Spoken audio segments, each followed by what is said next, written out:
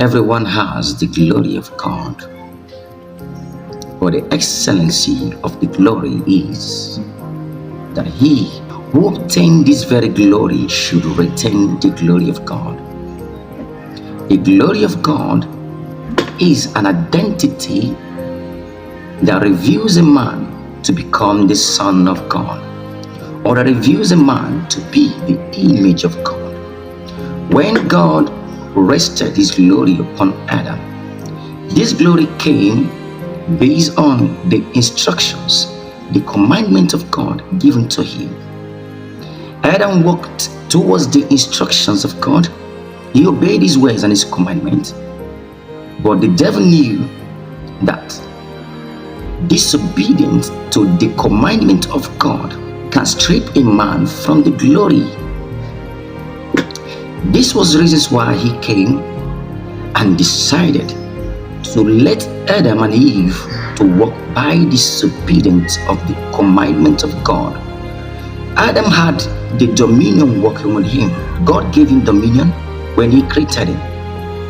But the devil fought to strip Adam from this very glory. When Adam was stripped from the glory, the identity was taken away from Adam. God was no longer identifying Adam any longer. He asked him, Adam, where art thou? This was the same one whom God sees, the same being whom God identified as his son. He behold him. But now when the glory was taken away, Adam was deprived from being identified as one of the Son of God. The image of God was splitted out of him, and he was no longer the image of God recognized in the kingdom. You can be anointed, empowered. These gifts from God that trample upon the serpent and scorpions will still be with you, even when you walk in your ways, iniquities, and do all kinds of things that profanes the name of the living God. The anointing and gift will still be with you. The devil is a high-ranking angel, empowered, and is identified and addressed as the father of wickedness. Yet all the potentials are still with him. But what differentiated him from being identified as one of the classes of the angels is the glory of God. The glory of God departed from him. He was no longer identified. Likewise, everyone. Jesus then said, you call me Lord, Lord, and say to me, you cast out devils in my name, you heal the sick and resurrect the dead in my name. But I will say to you, depart, for I know you not, ye workers of iniquity. The identity is not recognized because iniquity took away the identity, took away the glory. The iniquities of man that Satan brought into the world to make man to hearken to every iniquity, the essence is to deplete a man from the glory. And that glory makes God to recognize you as his child. Though you are powerful, though you are the great man of God, reverenced, but once you see yourself to say, God is still with me despite my secret sins, God is still with me despite my ways, far be behind it. God is not with you. What is only with you is his gifts. He does not know you. The only way he can know you is if you can avoid and run away from every form of iniquity. Then his glory will cover you, and you shall be identified. Even the host of heavens and the earth and beneath the earth, we know that you are the Son of God. You are the image of God. Your physical creation and your soul does not guarantee you to be the image of God unless you host the same glory He hosts. His glory is His identity. His glory is what reckons you to be His Son.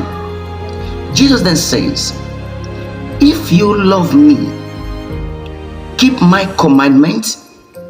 For that same commandment will distill His glory upon your life, and you will be identified.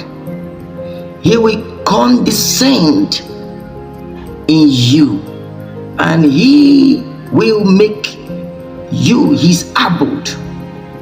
He will make you His dwelling place because you host His glory. God is found in the midst of glory. There is no God without glory, and there is no glory without God. So if you want to host God, you must host His glory. He dwells in a man who hosts His glory. One of the things that can deplete you from the glory of God is disobedience to every of His commandments. The commandment in which God gives to us is that when we hearken to it,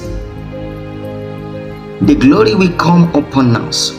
Paul says, I subject my flesh, my body. He subjected His body for the sake of hosting the glory of God, so that He can be identified, not to be casted away after all the works He renders on earth. God then says He shares not His glory to a man.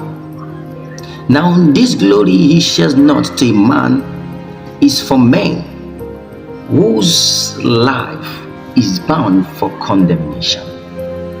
He's willing to give you His glory for you to be identified. His glory was not bound to dwell in hell. His glory was bound to return to Him with you. So if He releases glory to you, it's expedient that you return that very glory, to be identified and to be returned home with His glory. But once He sees that you are heading into the path of condemnation, He will not return the glory with you, because His glory was not bound for condemnation. So if He releases His glory upon you, you have to fight and subject your flesh not to let the glory depart. Whence the glory depart from a man, it is because the end of the man is destruction. The man can be destroyed with his gift, but his glory cannot be destroyed with a man. Labor to host the glory of God, for the glory of God is the identity of you, to be His Son, to be His image. Subject your flesh to be identified as His Son. The glory is an identity.